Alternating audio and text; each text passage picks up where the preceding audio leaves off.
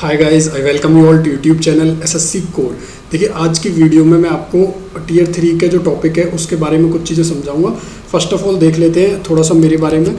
मैं हेमंत और मेरी जो कॉलेज है वो हिंदू कॉलेज ड्यू से हुआ है। आईआईटी धनबाद मैंने छोड़ दिया था सिलेक्शन लेने के बाद। मास्टर्स करी है मैंने साइबर डॉक्यूमेंटेशन में मिनिस्ट्री ऑफ होम अफेयर्स से। इन जॉब पर मैं काम कर चुका हूँ, लगभग 7 साल अप्रॉक्स हो चुके। अभी GST inspector Delhi zone allot हुआ है मुझे।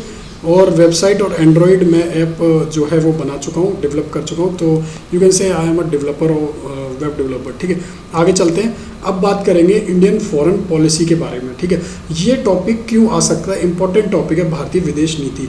एक्चुअली जो भी कोविड के बाद से चीज़ें हो रही हैं उसमें फॉरेन रिलेशंस बहुत इंपॉर्टेंट है। अफगानिस्तान की बात हो, यूक्रेन की बात हो, तो ये टॉपिक काफ़ी सेंसिटिव है। हो सकता है कि ये टॉपिक आपको देखने को मिले। ऐसे ही इंपॉर्टेंट टॉपिक कुछ टॉपिक्स मैं इस चैनल पर कवर कर दूंगा। ठीक है, तो हमारे साथ बने रहना इस चैनल पर, ताकि आपको ऐसे ही टॉपिक मैं शेयर कर सकूं और आप इस चीज़ से थोड़ा सा फ़ायदा उठा सकें। ठीक है, भारतीय विदेश नीति यानी इंडियन फॉरेन पॉलिसी। देखिए, हुआ क्या था, आज़ादी से पहले कोई फॉरेन पॉलिसी इंडिया की नहीं थी। आफ्टर इंडिपेंडेंस काफ़ी ज़्यादा ऐसा हुआ था कि यूएस जो है वो नाटो ग्रुप बना चुका था, यानी नॉर्थ अटलांटिक ट्रीटी ऑर्गेनाइजेशन। ठीक है, यूएस ने एक ग्रुप बना लिया था। वार्सो पैक्ट जो है वो रशिया बना चुका था, वार्सो पैक्ट। ठीक है, तो दो ये मेजर पावर्स आ गई थी, यानी यूएस और रशिया। अब इंडिया को अपनी फॉरेन पॉलिसी बनानी थी और नॉन अलाइन मूवमेंट उस टाइम पर ये इंडिया ने लाइक्ड नेशन के साथ जो एक जैसे थे उनके साथ ये अपना एक ग्रुप बना लिया। ठीक है, ताकि न्यूट्रल रह सके। अब इम्पॉर्टेंट ये है, आपको ये सारी चीज़ें पता होनी चाहिए स्टार्टिंग थोड़ी सी कैसे करनी है। इंडिया की जो फॉरेन पॉलिसी है वो प्रिंसिपल पर बेस्ड है, को एग्जिस्टेंस, फ्रेंडशिप और कोऑपरेशन जो अदर कंट्रीज़ हैं उनके। बेसिकली क्या है कि इंडिया ने पीसफुल प्रमोशन जो है पीसफुल रहने का, और आप कह सकते हो कि रेशियल डिस्क्रिमिनेशन को हटाने का। जो कंट्रीज़ फ्रीडम नहीं ले पाई थी उनको फ्रीडम सपोर्ट करना, कैसे अचीव करना है, ये सारी चीज़ों की वजह से इंडिया की एक फॉरेन पॉलिसी उभर कर आई। इसमें इम्पॉर्टेंट ये कि आपको जब आपको ये चीज़ें लिखनी है तो आप एक ऐसा चार्ट बना लेना इंडिया का। ठीक है, उसमें जो जो रिसेंट में हुआ है, अफगानिस्तान के साथ अभी तालिबान वाला थोड़ा सा वो पॉइंट आउट कर देना, चाइना का one belt one road initiative, Nepal की जो इन्वॉल्वमेंट है कॉन्स्टिट्यूशनल डिबेट और चाइना की जो इन्वेस्टमेंट है नेपाल में वो, थोड़ा सा बांग्लादेश का जो इन्फिल्ट्रेशन है और रिवर शेयरिंग का डिस्प्यूट है वो, पाकिस्तान का क्रॉस बॉर्डर टेररिज्म और कश्मीर इशू, श्रीलंका का जो अभी आपने देखा वो रिसेंट वाला वो आप पॉइंट आउट कर सकते हो, प्लस एशियन कंट्रीज़ का जो है आप वो कर सकते हो यहाँ पर, और ईयू जो यूरोपियन यूनियन है उनका बता सकते हो। इंडिया और यूरोपियन यूनियन का एफटीए फॉरेन ट्रेड जो अलायंस और पॉलिसीज़ हैं वो, और यूएस का बता सकते हो, और मिडल ईस्ट। ये सारी चीज़ें आप एक फ्लो चार्ट से अपनी नोटबुक में लिख लेना ताकि आप इसे एक्सप्लेन कर पाओ। इस वीडियो में मैं कुछ अच्छे तरीके से आपको कुछ चीज़ें एक्सप्लेन करूँगा। प्रॉपर एक ऐसे नहीं दे रहा, मैं आपको कुछ पॉइंट्स दे रहा हूँ। इन पॉइंट्स को आपको यूज़ करना है और अपनी नोटबुक में एक टॉपिक इस तरीके से लिख लेना है ताकि अगर ये आता है तो आप नेचुरली न्यूट्रली इसको लिख सको विदाउट एनी प्रिपरेशन। ठीक है, तो आपको बस एक वीडियो ये देखनी है थोड़े अच्छे से, और उसके बाद जो हमारे बैच वाले हैं जो हमारी टीम कर रही है उनके साथ कॉपी चेक करा सकते हो। ठीक है, पंचशील की अगर मैं बात करूँ, फॉरेन पॉलिसी इंडिपेंडेंट इंडिया की पंचशील। ठीक है, ये आप थोड़ा सा एक्सप्लेन कर देना जैसा मैंने स्टार्टिंग में बताया पंचशील को, और अभी थोड़ा सा और बता दूंगा इसके बारे में। नॉन अलाइनमेंट को, एंटी कॉलोनियलिज्म को, और आर्टिकल 51, इन चीज़ों को आप लिख देना। आर्टिकल 51 में ये दिया हुआ है कि promotion of international peace and security, कि इंडिया जो है ये चीज़ करेगा, जस्ट रिलेशंस मेंटेन रखेगा नेशंस के साथ। पंचशील को बता देना। नॉन अलाइनमेंट जैसे मैंने बताया कि दो पावर्स आई वेस्टर्न वर्ल्ड और रशिया के, तो उनको इंडिया ने सपोर्ट नहीं करने के लिए न्यूट्रल रहने का ठाना, और उनकी जैसी एक कंट्रीज़ जो थी सेम लाइक वो नॉन अलाइनमेंट एक ग्रुप फॉर्म कर लिया उन्होंने। ठीक है, अब बात करते हैं जो पंचशील है उसके 5 पॉइंट क्या हैं। तो ये पंचशील के 5 पॉइंट हैं, इनको आपको ज़रूर लिखना है अगर फॉरेन पॉलिसी पे आता है। अगर आप ये पॉइंट लिख देते हो तो वहाँ पर आप एक अपर एज ले जाओगे। ठीक है, बहुत ईजी है। म्यूचुअल रिस्पेक्ट रखनी है, किसी की भी उसमें दाखिल नहीं करना है, एक दूसरे पर आक्रमण नहीं करना है, आंतरिक मामलों में हस्तक्षेप नहीं करना है, समान और परस्पर लाभकारी संबंध बनाने, शांतिपूर्ण सहअस्तित्व।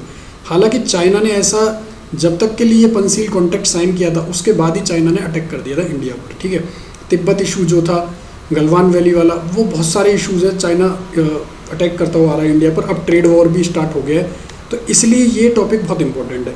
कुछ पॉइंट्स आपको समझाता हुआ चल रहा हूँ, ज़्यादा वीडियो को लंबा नहीं करूँगा मैं समझता हूँ कि आज के टाइम पर आपके पास टाइम नहीं है, एक साथ CGL 20 वालों को CPT की प्रिपरेशन करनी है, CGL 21 में मेंस का भी करना है और Tier 3 का भी। तो वीडियो में कुछ इंपॉर्टेंट पॉइंट्स दूंगा, खाते हुए या ट्रैवल करते हुए इस वीडियो को ज़रूर देखना, ताकि पूरी देखना ताकि आप ये चीज़ें समझ पाओ, ठीक है। और अपने फ्रेंड्स के साथ भी शेयर कर देना जो लोग प्रिपरेशन कर रहे हैं, ठीक है। अब जब भी बात आती है किसी भी टॉपिक की, तो आपको फैक्टर जो है इंडियन फॉरेन पॉलिसी या जो भी टॉपिक आए उसमें ऐसे फैक्टर्स इंक्लूड करने, यानी geographical, economical, national interest, political.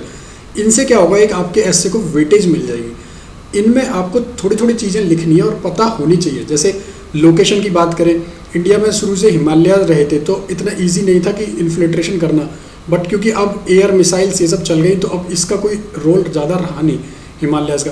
Land topography, 3 side से ओशियन है तो काफ़ी इंपॉर्टेंट ट्रेड के लिए हो जाता है, इस वजह से फॉरेन पॉलिसी होना बहुत ज़रूरी था इंडिया के लिए। क्लाइमेट, यहाँ पर काफ़ी सारी चीज़ें आपको फसलें जैसे कि मिलती हैं, उस वजह से इंपॉर्टेंट हो गया। फिर बॉर्डर, इंडिया के बॉर्डर जो है काफ़ी सारी कंट्रीज़ का शेयर्ड है तो उस वजह से भी बहुत इंपॉर्टेंट है।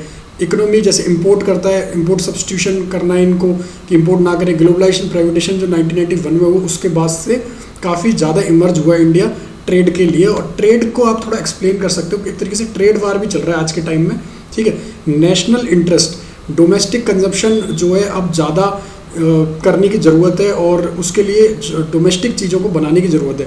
ओवरसीज़ इन्वेस्टमेंट, ठीक है। ये सारी चीज़ें आपको एक्सप्लेन करनी है कि क्या क्या। पॉलिटिकल में आप आर्टिकल 51 भी लिख सकते हो। आई होप आपको ये चीज़ें क्लियर हो रही होंगी। मैं यहाँ पर एक आपको आउटले देता हुआ चल रहा हूँ, ठीक है। जो डेवलपमेंट हुई है इंडिया की फॉरेन पॉलिसी में वो बहुत इंपॉर्टेंट है कि आप उनको एक्सप्लेन करो, ठीक है। फॉरेन पॉलिसी में जो डेवलपमेंट है अभी, एक्चुअली करंट की बात कर रहा हूँ मैं, एक तरीके से करंट को आपको कवर करना है, करंट के टॉपिक को भी थोड़ा बहुत डालना है, ठीक है।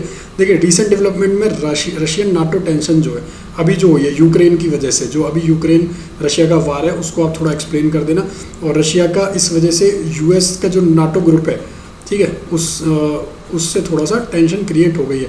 अगर आप इसको 1-2 लाइन में भी लिख दो, क्योंकि हमारा एस्से में 250 वर्ड में लिखना है तो इट इज़ नॉट पॉसिबल कि हम सारी चीज़ों को एक्सप्लेन कर पाएँ, इसलिए आप सिर्फ पॉइंट वाइज भी लिख सकते हो वहाँ पर, और क्या है, इनको अंडरलाइन कर सकते हो इंपॉर्टेंट चीज़ों को, इससे एक आपको अपरेज मिलेगी।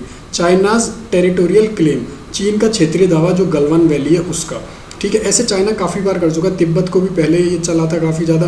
तो ये सारी चीज़ें आप थोड़ा सा एक्सप्लेन कर देना, बस एक ही लाइन में लिख देना कि चाइना का टेरिटोरियल क्लेम है, पॉइंट वाइज भी लिख सकते हो। और जो अफगानिस्तान में अभी तालिबान का है वो थोड़ा सा कि अफगानिस्तान में जो स्थिरता आई है, अस्थिरता, उसको रशिया और इंडिया का रिलेशन, ठीक है।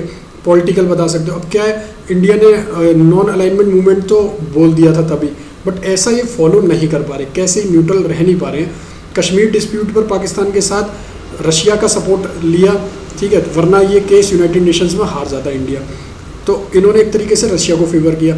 फिर फूड क्राइसिस जब हुआ तो अमेरिका का डोर नॉक किया, ठीक है। तो न्यूट्रलिटी जो है वो सक्सेसफुल नहीं हो रही है इस ड्यूल गेम में।